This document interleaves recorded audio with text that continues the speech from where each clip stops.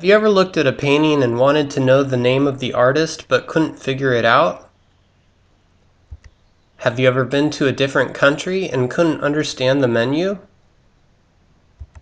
Have you ever found yourself in front of an iconic structure but couldn't remember the name?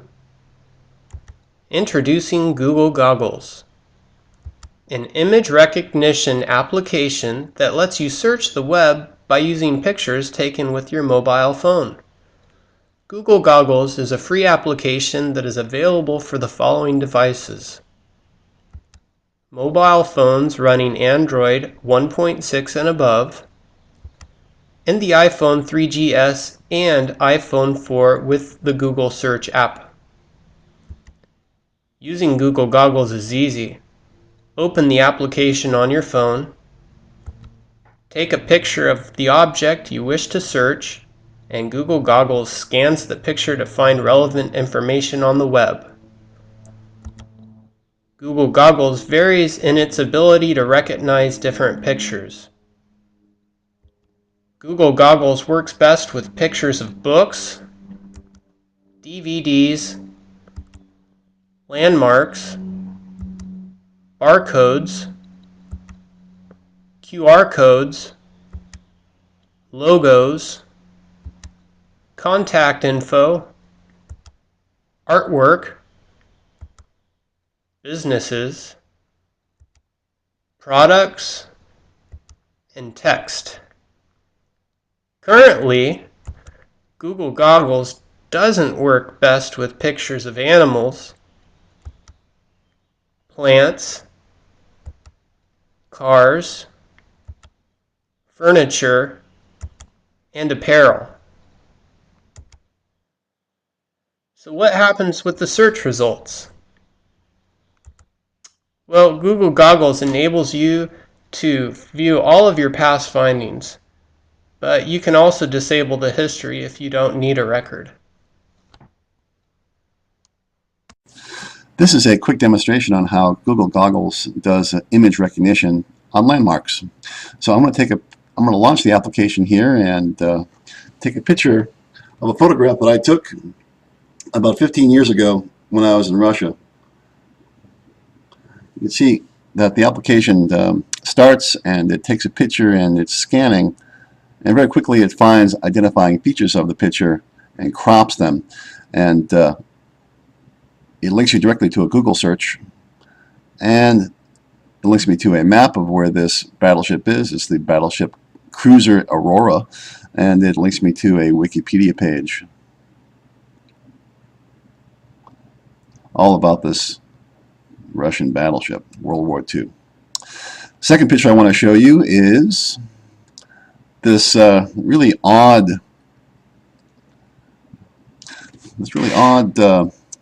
structure I saw when I was in Russia. I don't know what these things are. There's me.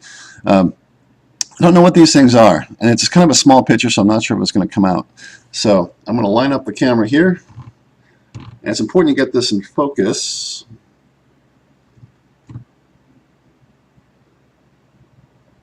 Snap the picture. And it's kind of fuzzy, so I'm guessing it's not going to be able to find it. So I'm going to pause and come back in a second.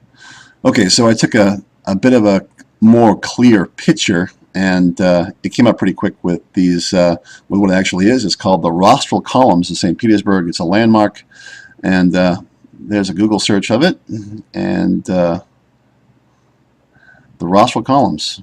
Let's go to the Wikipedia page if we can find it real quick. Flickr page, dictionary.com, travel page, TripAdvisor, stpetersburg.com.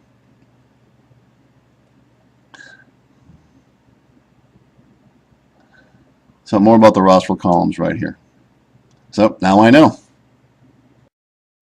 Okay, here's another quick demonstration of how you can apply this to a science class.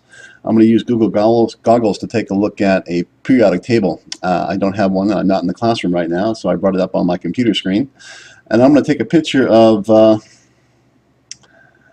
just a section of the periodic table. And you can see I've begun to scan here. Hopefully within a few seconds it's going to pull this up as a recognition of the periodic table.